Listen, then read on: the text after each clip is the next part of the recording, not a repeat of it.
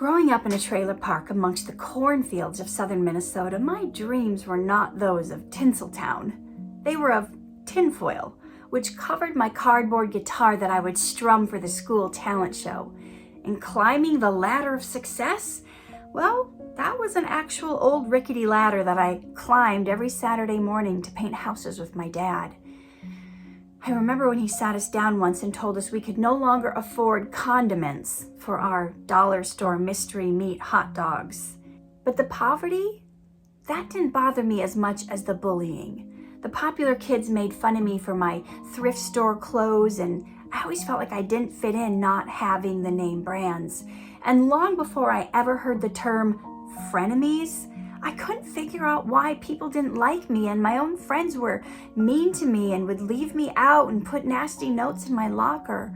I would go home and I would cry out to God and write in my diary, "What's wrong with me? Why don't people like me?"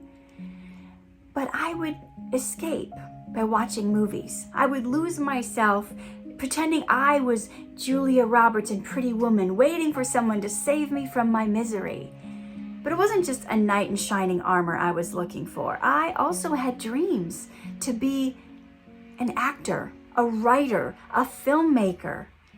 And we would have these talent shows at school a few times a year, and it seemed like every one that I acted in or that I directed would win. I finally felt like I was good at something, and I had those moments of validation. But then high school ended, and so did those moments of validation. Well, I did what everyone else seemed to be doing, and I applied at the local college. I didn't get in.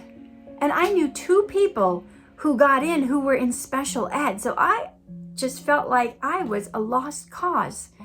You know, the world has a way of pointing out all the ways that you are not worthy.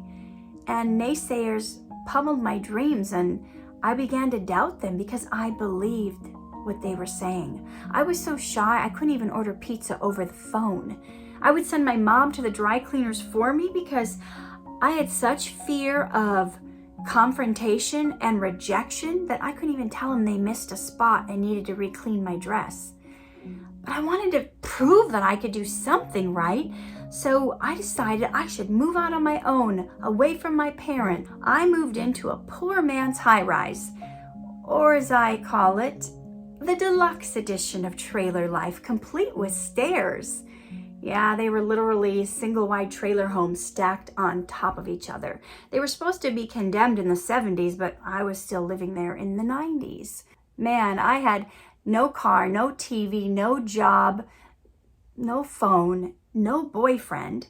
And after a fight with the person I thought was my only true friend, I decided life wasn't worth living.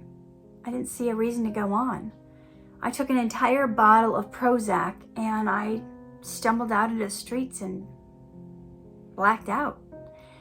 Some strange man found me, and he could have done anything to me, but instead I woke up strapped down to a table in an emergency room, choking on a tube that was forcing charcoal into my stomach, and I was angry. I was so livid that these doctors were trying to save me. Couldn't they see it was a waste of their time, that I was a waste of space?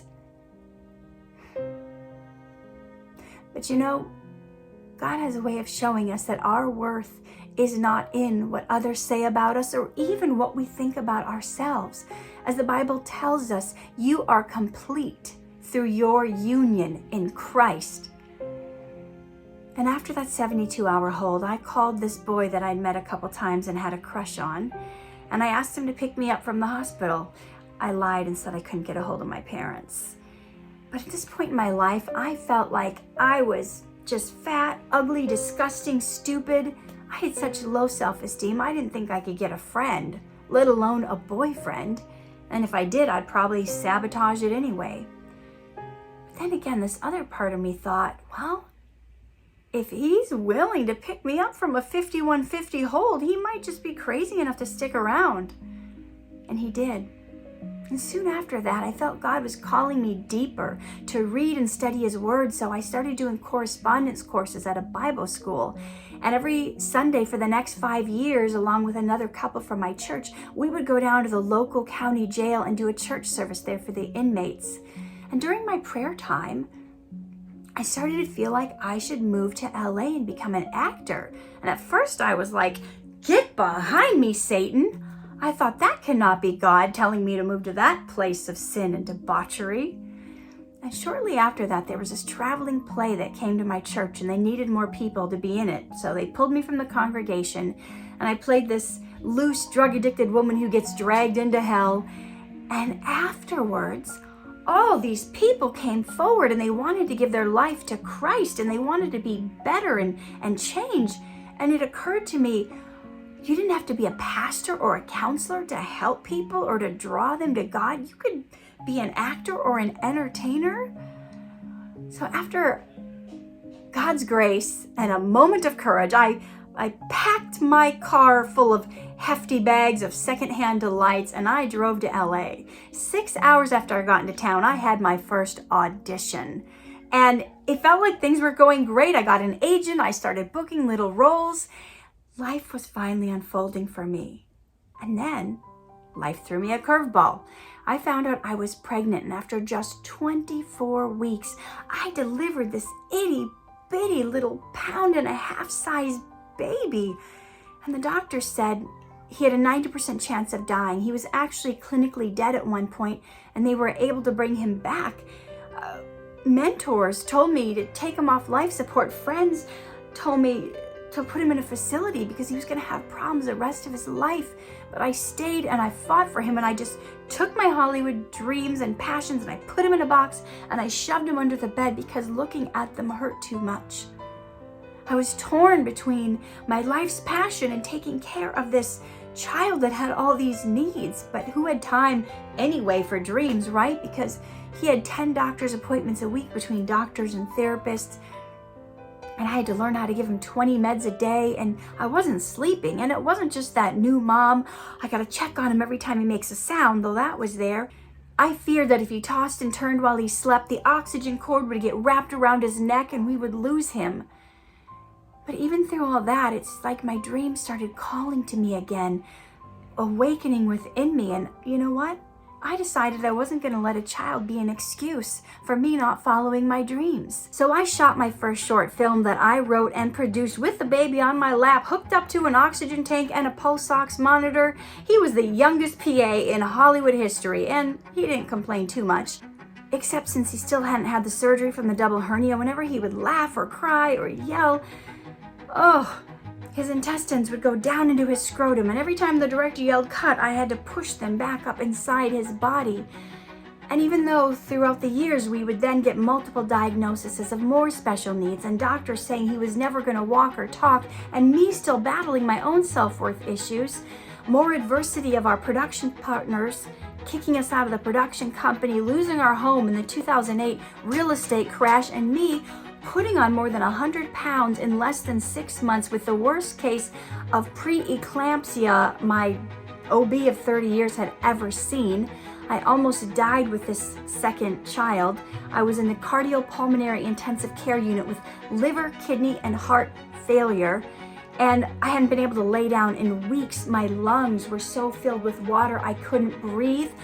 The edema was so bad I couldn't bend my legs or my fingers, and the doctor said, "We got to cut him out of you today or you might have a stroke." So then I had another preemie in the neonatal intensive care unit, and he was born 10 weeks early. But through it all, I decided I wasn't going to doubt what God had planned for me. And you know what? I overcame my self-worth issues, and I was able to write the book, You Are Worthy, so I can show you how to stop sabotaging your dreams and building everyone else's, so you can step into your calling and live your purpose with confidence. And you know what? My kids are healthy now. And my son, God did a miracle in him. He is now walking and talking. And that boy that picked me up from the hospital, well, we've been married over 20 years. and I overcame my shyness, and I've been able to speak on stages in front of hundreds of people. I've even acted in over 100 film projects, and I'm now a series regular on Dhar, Mann, a popular YouTube show that's had over 64 billion views.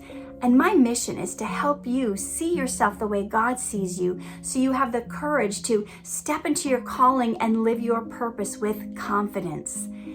And God was calling me to Hollywood, yes, but what he was really doing was calling me into a deeper understanding of my relationship with him and who he's called me to be in this world. And you know what? No matter what adversity or challenges you might be facing, God is calling you too. The question is, will you answer the call?